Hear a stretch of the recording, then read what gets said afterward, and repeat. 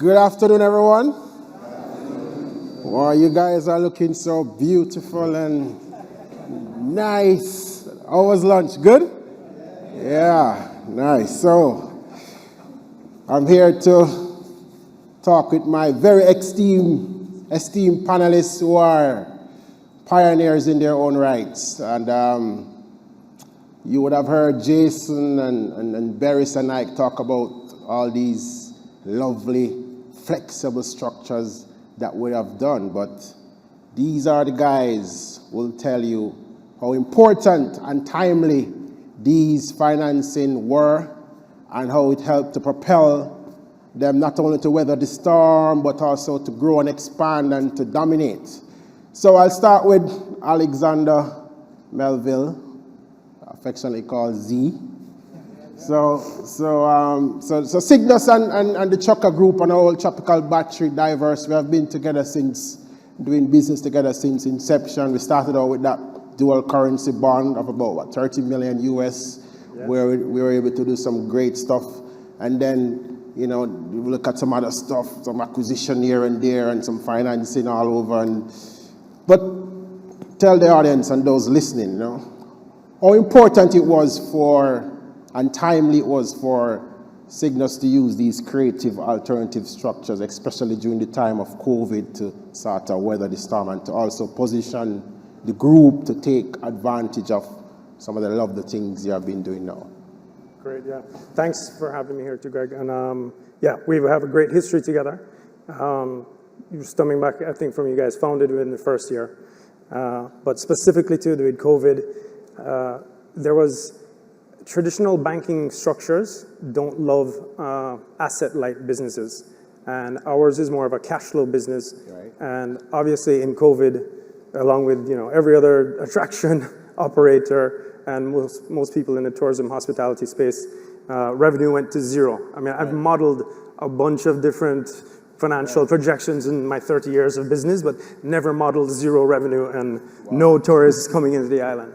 And so during that time, we needed capital to keep us going, and they, structured I think it was like a $4 million US revolving line for us within a few weeks, which allowed us to keep on and retain key staff members. We had over 1,000 staff members we had to lay off, but we had to keep on a core team of probably around 100 that allowed us to really, not lose that talent that we had invested in for many years. Yeah. And then secondly, to kind of take the time to reinvent the business while we had this time of what I call a pause in revenue. And it allowed us to kind of take the business more digital, we moved, completely paperless, and a bunch of other things that I'm sure we can get into. But it was that first revolving line that was the speed of it was great, and it was what's needed. The second thing in the pandemic, by the end of the pandemic, coming out of it, we were going to raise equity, and we chose Sygnus as our new equity partners, which was that full gamut from bond structures, revolving, and then to private equity, which you guys highlighted and spoke on earlier.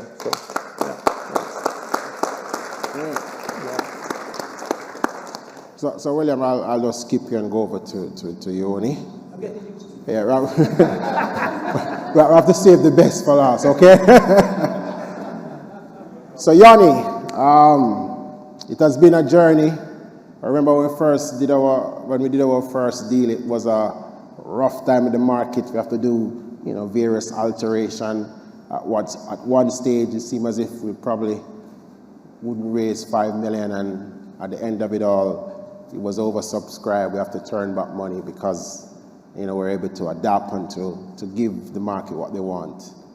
And of course, in recent times, we would have done a structure where this was sort of a credit link profit share with links to the performance of the business through intermediary. We have done a lot together. Tell the persons listening or here how important it was for us to give that particular structure, but also to help you to grow and expand not only the Caribbean, but exploits in North America. Well, thanks, Greg, and thanks, Sygnus, for the continued support that you've given us. When you look at our business in the BPO space, being born out of Jamaica, most of our competitors are foreign-based, US-based. They're from Europe, Philippines, and so on. So for a small Jamaican company to put ourselves on the world stage effectively, using employees in Jamaica, getting clients in the US, the only way for us to continue to grow is to access of capital. And Sygnus has certainly played that role in more recent times for us as we've decided to expand coming out of COVID. One thing we learned in COVID, which was we had moved into St. Lucia and launched there June of 2020. And more of our clients wanted to diversify across the region. The Philippines shut down completely. We saw what happened here in Jamaica and how we were able to use work at home and other avenues to keep the business going through that very critical point during the pandemic. And what we learned was when we went to St. Lucia, we said if we get to 150 people within the first year, St. Lucia has been a success for us.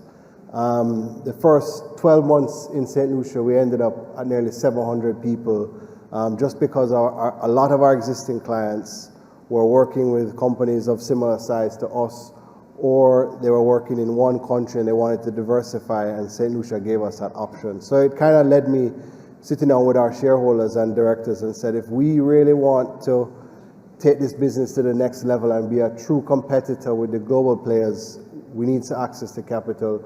We need to go out there and spread our wings through the Caribbean.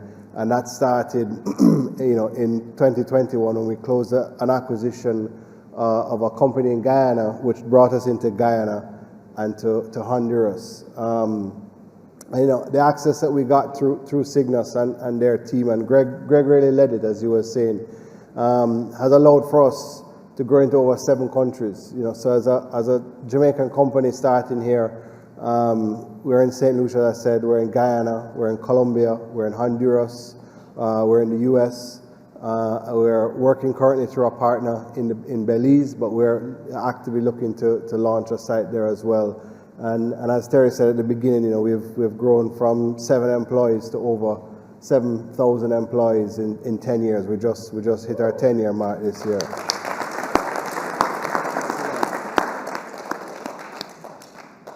So now over to the rock star, William. The best for you would have heard David speak passionately about One Belmont project, the darling of Kingston, state-of-the-art, 8 floors, 80,000 square feet, 4 floors of parking.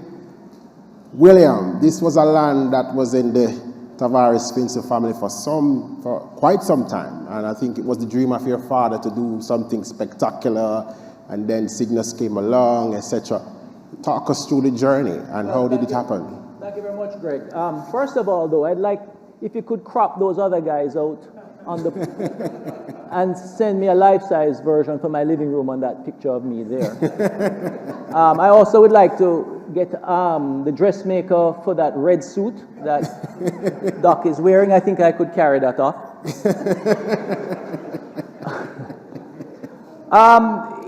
In keeping with the idea of the whole idea of hockey and being in line to receive the puck, I was trying not to receive the puck. No, David is laughing at that. If you know that David is laughing at that, then you know that he and I have a very similar sense of humor. We're very boisterous and very overt. The property we had on Belmont Road had been in the family since the 1950s. I think over the years we've tried to do a development in every decade and found a reason not to. From the 70s with a bit of social upheaval, the 80s hyperinflation, financial falls out in the 90s, 2000 and the challenges there. So when we signed off in 2019, at the close of 2019, and we saw that everything was great, I should have expected a pandemic, followed by inflation, shortages, and war in Europe. I'm just waiting for the asteroid strike. But suffice to say that what's in this whole project, Right. and something that really hasn't been spoken about here this evening, which I wanted to bring up, is trust. Right. In going to Sygnus, I went there because I felt comfortable. I felt that the individuals that I was dealing with were honest, straightforward. They were out to develop a company that is going to be here for decades and be a landmark. I didn't think this was a fly-by-night operation, and that it was going to be here today, gone tomorrow. I saw individuals who were serious and intellectually had the backbone to build an enterprise that was going to be successful. So if I was going to put my assets in somebody's hands, and my assets don't go into very much hands, very small asset. I don't even think you need a whole hand. But suffice to say that what we built was a real estate investment which was able to realize the best potential for the site itself. The site was expanded from 21,560 to about an acre, 43,000 square foot thereafter, and then we built over the footprint. It has been tastefully done. David did not mention it, but it is one of the first biosecure buildings as best as possible. Your temperature will be checked when approaching, when in the lobbies, touchless elevators, etc. All of this coming out of the pandemic and what was going to be experienced. So what was key for me too was the whole aspect of risk. When you're in business in Jamaica as a traditional businessman, you're used to the usual thing. You go to the bank, you carry your title, the title is borrowed against them, use the title, and then they sit over you like a hawk waiting for you to succeed or to fail. We are in this together. I measured my risk to the point, well, if everything went south and that asteroid did hit, I can live and sleep, maybe not the whole night, but a little while. And I know Sygnus feels the same way because they're in the same boat with me. So we're in a boat together. And that was very important. I think that critical to people who don't necessarily seek out the regular form or who are unable to get regular financing. I think what was said today is very important. I think, again, from a real estate standpoint, they have been phenomenal in terms of the assistance they've given me, from the whole project management going right through. I have to regress and tell you that when David started this exercise, I told David that I said to him, I am not Miss Matty from St. Thomas, who inherited a property in Kingston and you're going to take over and I won't have an input. I intend to be, because this is my industry, I intend to be a thorn in your side and I'm going to manage this thing along the way because this is what I do. Mm-hmm. Well, David called me for the third meeting of the project planning. I said, David, just go ahead, but don't bother telling me this. So what I'm saying to you is, from my standpoint, Right. This has been something that has been carried by Sygnus with the family and my blessing. We have not been disappointed, and we are waiting for the ribbon cutting, and I expect that to be a little bigger on the side of the building going down, which I think we believe will be about the beginning of about the end of the first quarter. April, May, I think, is the range that we're thinking of. Excellent, excellent. So, round of applause. So what you guys are actually seeing here is the Sygnus alternative platform at work. Private credit and private equity. Private credit, and of course, Starboy William Real Estate JV, right? Just to give you a context of these three companies or groups combined, Sygnus would have raised in total over $100 million US dollars, cap markets, private credit, real estate. So, and I say Terry doing our calculation, 150 times, yeah. Right. Can you not invite him back? So back to you now, Z. Can you, without giving away too much, what are some of the things that the Trucker Group is working on? I know you guys have exploit in Barbados and a lot of leisure stuff going on here and there.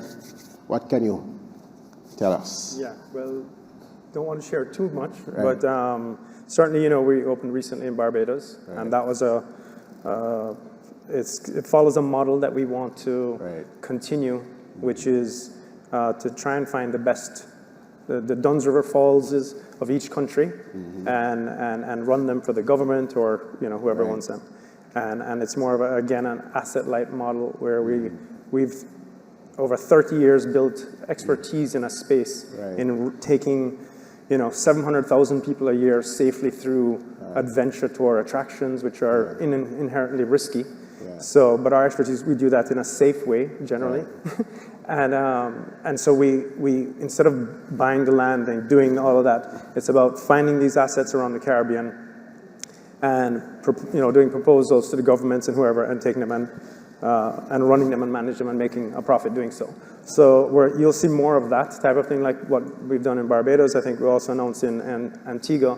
Right. We're doing a project with the government down there recently, just last week. And I think upcoming, what's in the future is we plan to list. Right. Chukka, hopefully in 2023 or 2024 on the Jamaica Exchange. And so we're, setting up all of that. Part of the equity raise we did with you was to short the balance sheet to do that as well. And that's kind of what we have in the immediate, growth path there. Excellent. Recently Sygnus have their sports day at one of the trucker property. It was Good Hope. Yeah. And there's one of our executive, he says he's a sprinter. I think he's Denzel. But we're trying to find him when the race was to start. We couldn't find him, and he was coming back staggering. So I'm like, I don't know is there any alcohol on the properties. Can you tell us if there's any alcohol tasting going on at Good Hope? We do have a rum tasting, Appleton rum tasting. Oh, tour. that explains it. Yeah. Yeah, for sure. Okay, good stuff. Yoni. Sorry, Yanni. I did that deliberately. So, can you tell us in terms of, near to medium term, what are some of the expansion plans you're looking at? Sure. So, as I said earlier, we've expanded into more recently Guyana and Right. Honduras. As I said, we're currently working through a partner in Belize. Belize is a destination that we believe has a ton of opportunity in our industry. So we're looking at opportunities now to set up our own facility there. I believe there's also a few other countries in the Eastern Caribbean that are English-speaking countries that are going to provide a lot of value Right. to the business and to the customers. But we've really spent a lot of time and effort investing in our sales team, right? So our business is predominantly in the U.S. in the sense where that's the biggest market, that's where our clients are coming from. So it's really been investing in the sales team to bring more opportunities to us that we can close and bring to the destinations that we're operating in. And as we look at, as I said, what happened in the Philippines with the pandemic, more and more people are looking to the near shore, and it is our duty to capture as much of that as possible and spread it throughout the region, so that we're not looking too risky where all of our business is in Jamaica, but we're utilizing the rest of the English-speaking Caribbean, places like South America and Central America to continue to expand the business. Spanish is becoming much larger of an option for us, hence why we look at Central America, and there's aspects of Belize that can provide that service as well too, hence why we're looking there. So I think as we continue to grow, that is what you can expect from us. And as we said, ITEL, the sky is the limit. The sky is the limit. And I notice it's no longer ITEL BP, it's just ITEL. ITEL, yeah, because You know, as we have grown over the years as ITEL BPO, I mean, actually, for those of you who've been following us from the beginning, we were actually island outsourcers to begin with. And then we transitioned to ITEL BPO. And as we've kind of diversified our portfolio with the types of clients that we operate in, because our three main industries is travel, telecommunications, and retail and e-commerce. And we're communicating not only with voice, but with chat and email and SMS and other cool technologies. We've said that we're more than just business process outsourcing. So we wanted to drop the BPO, and most of our clients, our staff, everyone referred to us as ITEL anyways. So so we figured that was the right direction to go. Excellent. So William, one unfortunate thing about William, he supported the wrong London team. Sygnus is red and so is London. He supports Chelsea. So William, what advice do you give to persons who may have land? They have been going to banks and to try the one size fits all cookie type structure. It hasn't worked out. Based on your experience, what advice do you have for persons like these? Well, right off the bat, I think they need to consider exactly what they're looking for in the long run. Right. I mean, is it that they, as a group, decide that they want to unlock the value in the property, or do they want to build something there that the family or the group can continue to use? But I think in both instances, a team like Sygnus would be the ideal place to go. I think they have the flexibility at Sygnus to sort of pivot in one direction or another, and even be there for you in terms of the intermediary between the institutions, the different financial institutions that you're going to. So you have a mix of financing that's out there. Ideally, though, I think you need to really decide in your mind what your risk level is like. I think that's something, again, what we did early. And from that point forward, you push ahead with a Sygnus who is going to be there, and either they match your risk or they say to you you're being unrealistic with your expectations. But definitely, the choices now are much broader than 10 years ago, 5 years ago, in terms of especially these real estate projects. As David had recapped earlier, the institution, Sygnus has leveled off their areas where they're going to show the interest. So if you come into them, find out initially what's their appetite for industrial versus commercial versus retail versus residential, and check it out from there. Maybe they're into mixed use. We looked at it, but we veered off of it at this point. Is there any other land that your grandmother owned that you probably want to partner with David?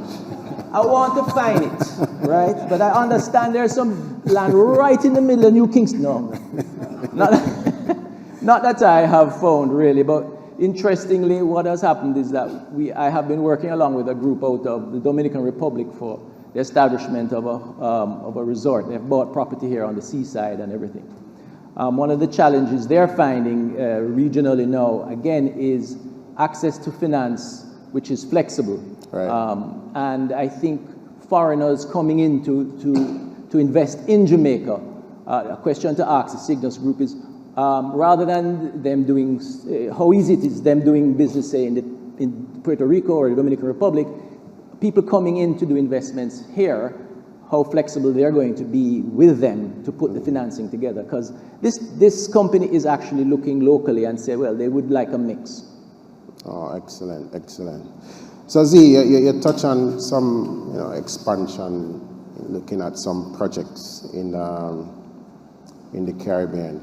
Is there any particular industry that you're looking at that is not the same thing you're doing now in for example, the leisure business or the tour businesses? Are you looking at any other business or industry that can complement what you're doing now? Not that much. We're sticking closer to the core. Right. We are looking at acquisitions. Right. We, again, through, having managed ourselves through this 2 years, with some of our competitors have not. That as well as we did, and so there's a lot of opportunities that mom and pop smaller companies don't have a succession plan, ran out of money, but the cruise lines are coming back and they want tours in those particular destinations, And so I think there's a lot of opportunity there, and we're exploring that. That's really how we see the big gains coming from us. Yeah. I was about to ask, who are your typical customers? You mentioned cruise lines. We're probably about 70% overall cruise business and 30% land-based hotel business. We are growing significantly our internet business, which has grown 200%, 300% in the last couple of years, and it's significant now. And we love that business because it's cash up front and at higher margins. So yeah, it's that's our customer profile. How do you get your customer? Or is there a distribution channel set up? Do you have like staff in the hotels to speak directly, or everybody's in the same place making calls, or? It's a combination. Yeah, through contracts with the cruise lines, contracts with hotels, through some DMC, destination management companies, and some direct. But mainly B2B, and we're growing our B2C basically now a lot, but mostly B2B. So Yanni, well, I'll just wrap up in a few.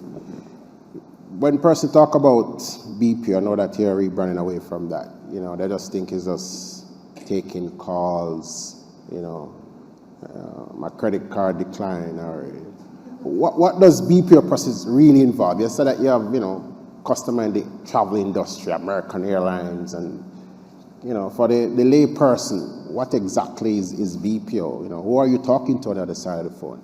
Yeah. So at the very entry level, you have a person on the phone that's, making a reservation, like I said, airlines, hotels, creating problems. I may need to change my date because of some type of travel change, so I need to reassess, and maybe I need to move the room another week. The loyalty aspect of things, I have X many loyalty points and I want to put that towards my holiday. To the difference on an e-commerce side, I ordered my supermarket goods online. They said it was going to arrive at 3 p.m. I need to find out where it is. To using my loyalty points to purchase fuel through the same retail e-commerce companies. Like I said, that could be at the end of a telephone, or that could be on a chat. That could be via email. Right. And those are the simplest forms. I mean, it could be other things like my internet is down. I need to, what's the problem? The agent will troubleshoot with the customer on the other end of the telephone. If they can't resolve it from their desktop, then they'll send out a technician, and that there's a whole process of arranging that thing. So it can be multiple different levels, going into healthcare with someone calling to prepare for a surgery to see if they pre-qualify. So there's multitudes of different things that we do on a regular basis, and people think of it like you said, just on the other end of a telephone. But what an employee has to go through to get to that level, in some cases could be 1 week of training, up to, we have some accounts that are 9-10 weeks of training. Right.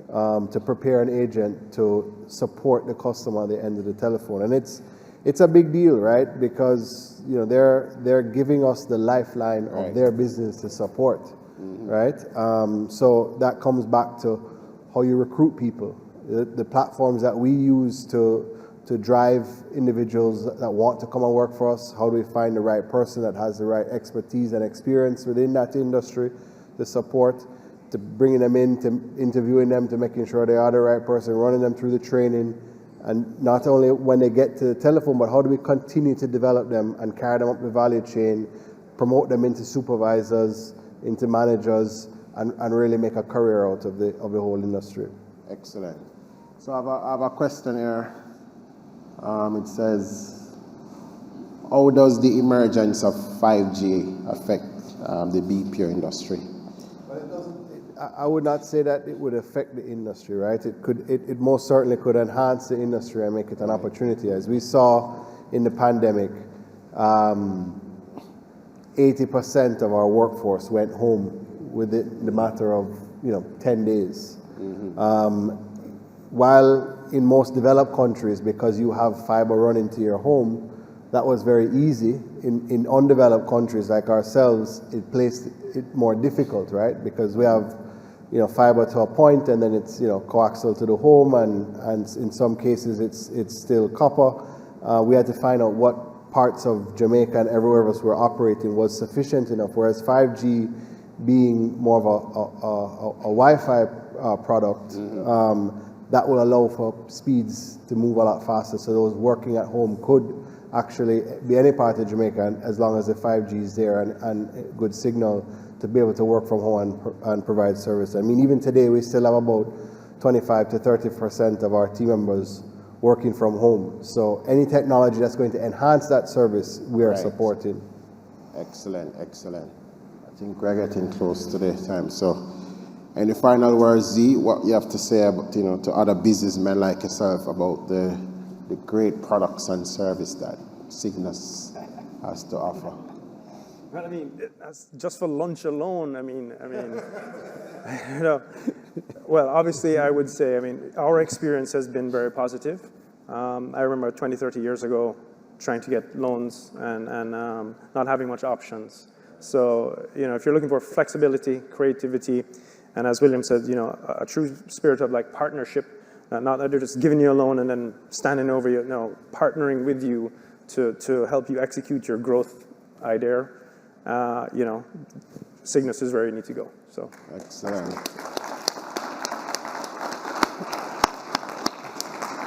So William, if you have to do it all over again, David as a recurring decimal, what would you do differently? I'd probably change out David.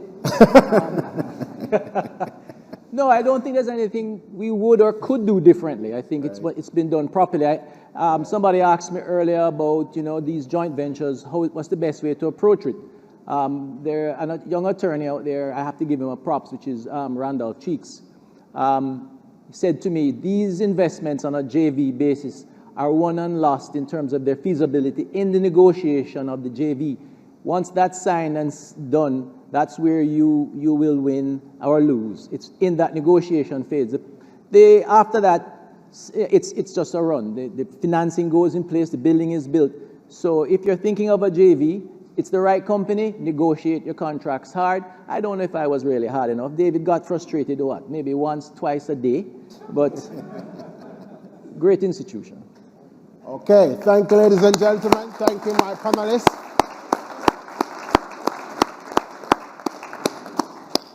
Terry? No, I think we're asking the questions on the monitor. Okay. So, ladies and gentlemen, did you enjoy that?